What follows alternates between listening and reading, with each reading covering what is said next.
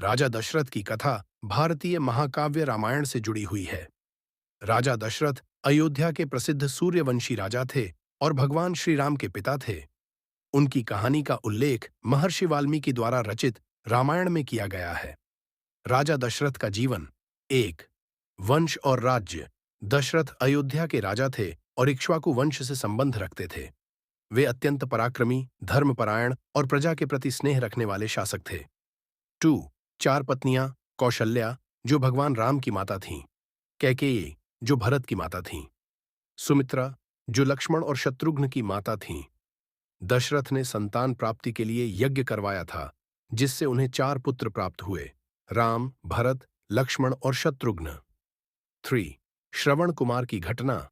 दशरथ ने अपने युवा काल में एक बार जंगल में शिकार के दौरान अनजाने में श्रवण कुमार को बाण मार दिया। श्रवण कुमार अपने वृद्ध माता पिता को कंधे पर लेकर तीर्थयात्रा करा रहे थे। श्रवण की मृत्यु से उनके माता पिता अत्यंत दुखी हुए और दशरथ को श्राप दिया कि वे भी अपनी संतान के वियोग में प्राण त्यागेंगे। फोर, राम का वनवास। दशरथ ने राम को राजा बनाने का निश्चय किया, लेकिन उनकी पत्नी कैकेयी अपनी दासी मंथरा के बहकावे में आकर अपने पुत्र भरत के लिए सिंहासन मांगने लगीं। उन्होंने दशरथ से अपने वरदानों का उपयोग करते हुए राम को 14 वर्ष का वनवास और भरत के लिए राज्य मांगा। राजा दशरथ ने वचनबद्ध होने के कारण अत्यंत कष्ट के बावजूद कैकेयी की बात मान ली। 5, दुखद अंत। राम के वनवास जाने के बाद दशरथ राम के वियोग में अत्यधिक दुखी हो गए।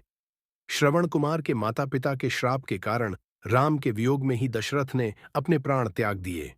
दशरथ की कथा का महत्व। राजा दशरथ की कहानी धर्म, वचन पालन और कर्तव्य की शिक्षा देती है।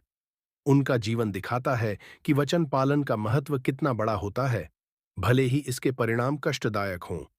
उनका त्याग और धर्म पालन रामायण के आदर्शों का हिस्सा है।